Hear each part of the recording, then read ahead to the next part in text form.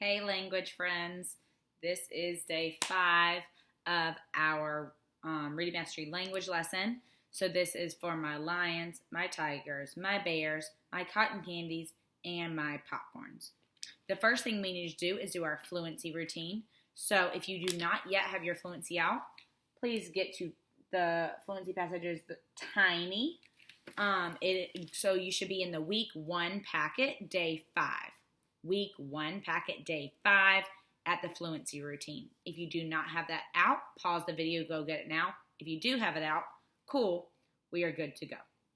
The first thing I'm going to do is read by myself. While I read, you're following along with your finger and your eyes.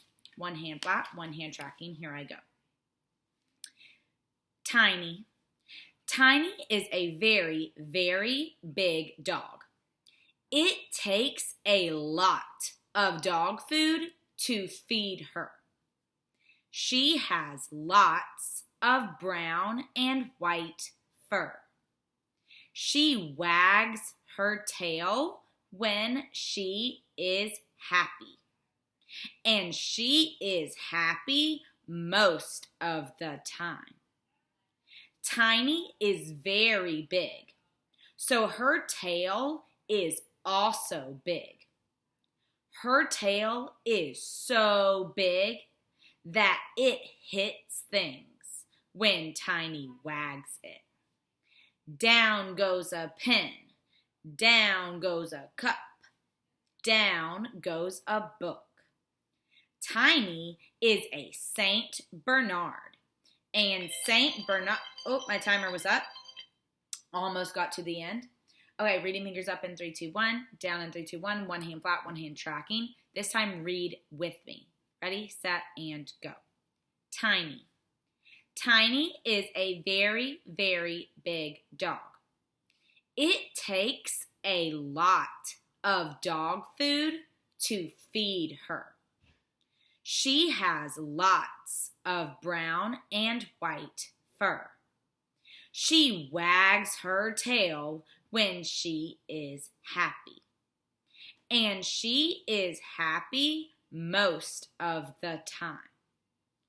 Tiny is very big, so her tail is also big.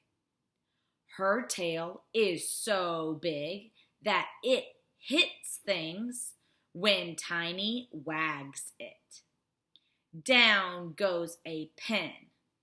Down goes a cup. Down goes a book. Tiny is a Saint Bernard.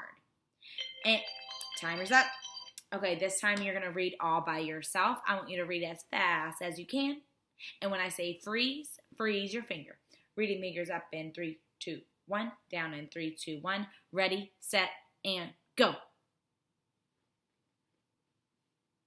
Oh, good reading. Go even faster.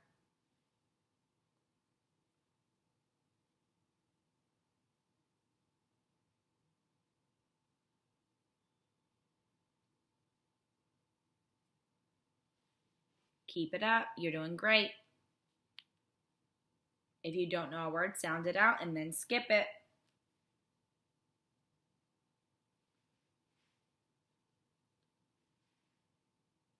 "25 more seconds. You got this. Keep reading. If you're done, go back to the top.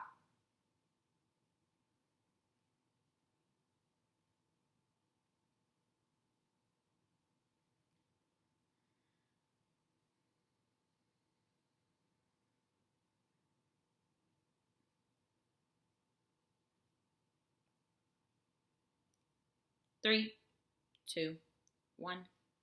Freeze your finger. Okay, whatever word that you stopped on, get a pencil or a pen and circle that word. So when your teacher calls you, they can ask you how many you read, okay? So we're done with our fluency. Say check. Now we're going to do our map review. Okay. When I take the map test, I read the question 2 times. This question says, how many syllables? Let me read it again. How many syllables? This word is the word walrus. What word? Get ready? Yes, walrus.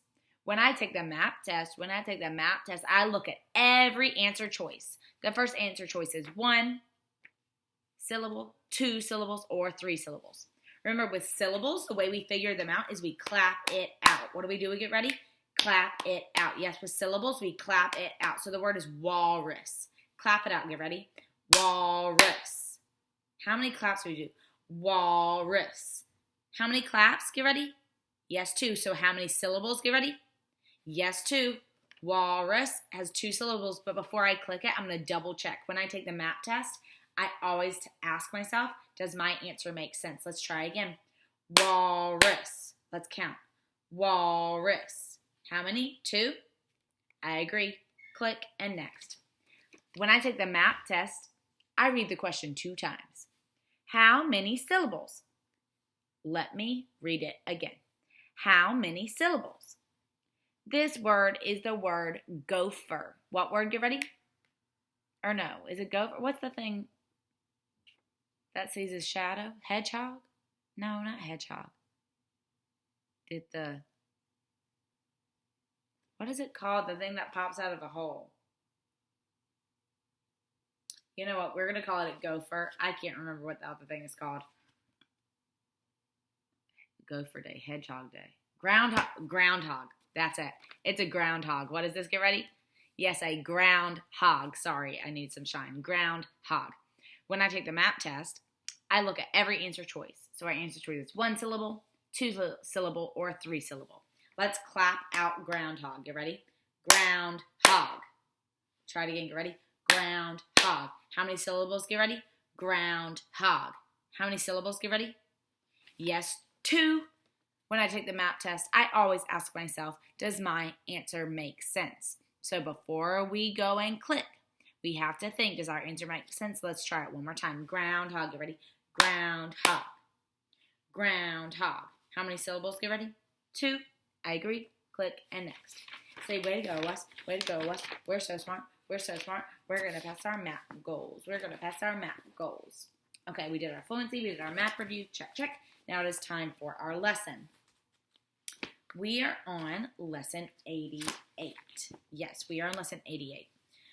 First thing we're going to talk about is analogies. You're going to figure out what an analogy is about. Listen. A lion is to the jungle as a fish is to the water. A lion is to the jungle as a fish is to the water. Say the analogy with me. Get ready. A lion is to the jungle as a fish is to the water. One more time. A lion is to the jungle as a fish is to the water. Say the analogy by yourself. Get ready. A lion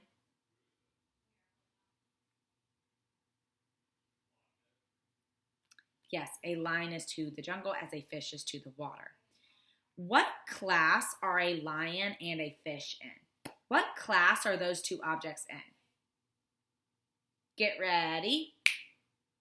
Yes, animals. They are both in the class of animals. So we know our analogy tells us something about animals. Our analogy tells us something about animals. We just have to figure it out. Okay, so listen. Does our analogy tell us how the animals move? A lion is to the jungle as a fish is to the water. Do we know how the animals move? Get ready. No, we do not know how the animals move. Does our analogy tell us what color the animals are? Get ready. No, our analogy does not tell us what color the animals are. Does our analogy tell us where we find them? Does our analogy tell us where we find the animals? A lion is to the jungle as a fish is to the water. Do we know where we find them? Get ready. Yes, we do. You find a lion in the jungle. You find a fish in the water. Does our analogy tell us where we find them? Get ready. Yes. Does our analogy tell us what parts the animals have? Get ready. No, our analogy does not tell us what parts the animals have.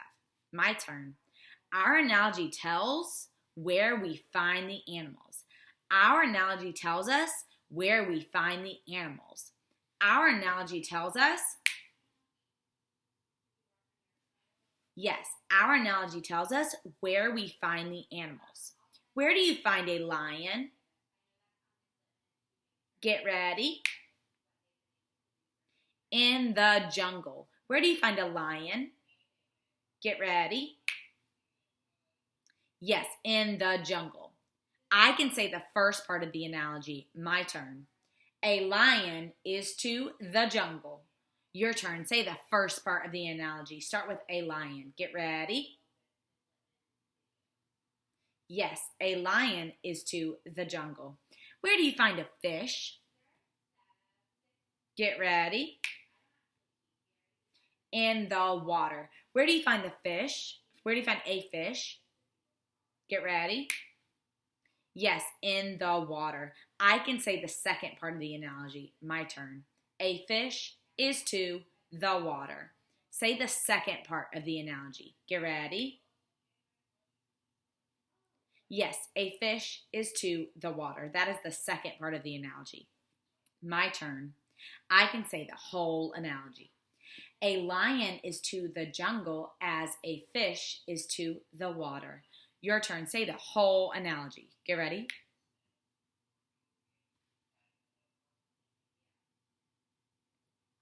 Yes, a lion is to the jungle as a fish is to the water. Tell me, what does our analogy tell us about the animals? My turn. Where we find them. What does our analogy tell us about the animals? Get ready. Yes, where we find them. We find a lion in a jungle. We find a fish in the water. Cool. Now we're going to move on to classification. Say classification. Okay, so imagine we have the class of containers. Say containers. And we took out all the cups. Say bye cups. Would there be any type of container left over? Yes or no? Get ready. Yes, if we have the big class of containers, we take out all the cups, there would still be containers left. What would be some containers that would be left over? Think. You can just start saying them. Yeah, a box. A bottle. A book sack. Good job. A pencil case. A cheese ball container. I agree. All those things would still be left over. The only thing gone is cups, right? Good. The class of cups is made up of lots of different type of cups, right? We have plastic cups. We have metal cups. We have glass cups. We have JoJo Siwa cups. We have frozen cups. We have glittery cups. We have big cups. We have small cups. What other types of cups are there out there? Just say them. Orange cups. Blue cups. Teeny cups. Baby sippy cups. I agree. Cups with straws. Okay, coffee cups. Yeah, good. There's lots of different types of cups, right? So think about this. Imagine we have the class of cups. Say cups. You ready? Yes, we have the class of cups. We take out all the paper cups. Say bye, paper cups. Would there be any cups left over? Yes or no? Get ready. Yes, there would be cups left over. So if you have the class of cups, take out paper cups, there would still be lots of cups left over. What types of cups would be left over? Polka dot cups, sparkly cups, Paw Patrol cups, glass cup, big cup, small cup, glittery cups. Yes, all those types of cups would be left over. I agree. Yes, and we took out all the paper cups from the class of cups, there would still be cups left over. So which class is bigger, the class of paper cups or the class of cups? The class of paper cups or the class of cups? Get ready. Yes, the class of cups is bigger. How do you know the class of cups is bigger? My turn. I know because the class of cups has more kinds of things in it. Your turn. How do you know the class of cups is bigger? Get ready. Yes, because it has more kinds of things in it. Okay, now think big, and tell me which class is bigger, the class of cups or the class of containers. Get ready. Yes, the class of containers is bigger. Tell me, how do you know? I know because. Get ready. My turn. I know because the class of containers has more kinds of things in it. Your turn. Get ready. Yes, it has more kinds of things in it. Think big again. Tell me which class is bigger, the class of paper cups or the class of cups. Get ready. Yes, the class of cups. I know I already asked you that one. That was just to see if I could trick you. Okay. Now I'm going to give you 2 clues about an object that you already know, but I'm going to call it a silly name. I'm going to call it a trast. Say trast. Okay. Clue number 1. Trast is an action. Your turn. Say that. You ready? Trast is an action. Yep, trast is an action. Clue number 2. When you trast, both legs leave the ground at once. So we know trast is an action. That means something we do. And when you trast, both your legs leave the ground at once. Like this. So trast is an action. Your turn. Get ready. Trast is an action. When you trast, your legs leave the ground at once. Your legs leave the ground at once. What is trast? Get ready. Jump. Yes, jumping. So we know it's an action. It's something you do. And when you trast, both your legs leave the ground at the same time. So what is trast? Get ready. Yes, jumping. I agree. Okay, now we're going to talk about synonyms. Mirror's on. A synonym is a word. A synonym is a word that means the same thing. That means the same thing as another word. What do we call? Oh, mirror's off. What do we call a word that means the same thing as another word? Get ready. Yes, a synonym. So listen, a synonym of over is above. A synonym of over is above. What is a synonym for over? Get ready. Yes, above. What is a synonym for above? Get ready. Yes, over. So I'm going to say a statement. You say the statement that means the same thing. So I'm going to say a statement. You say a statement that means the same thing. So you got to use a synonym, okay? My turn. The kite is above the tree. Say my statement. Get ready? Yes, my statement was the kite is above the tree. Your turn. You say a statement that means the same thing. Use a synonym for above. The kite is. Get ready. The kite is over the tree. I said the kite is above the tree. You say the kite is over the tree. I said the kite is above the tree. You say, get ready. Yes, the kite is over the tree. The kite is over the tree means the same thing as the kite is above the tree.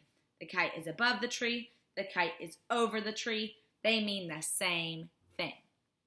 Okay, my next statement is, the dog was under the house. My turn.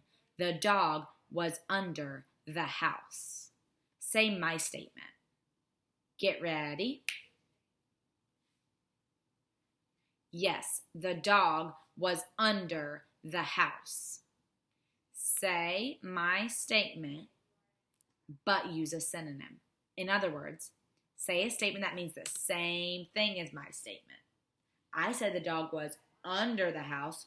You say the dog was. Get ready.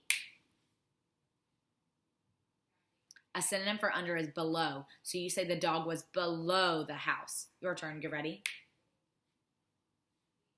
Yes, the dog was below the house. I said the dog was under the house. You said the dog was below the house. Those statements mean the same thing, right? Okay. Great job working on all that today. Oh my God, look at my face. Tomorrow, it will be day 6. So come back here on Wednesday for day 6 of your language lesson. Love you.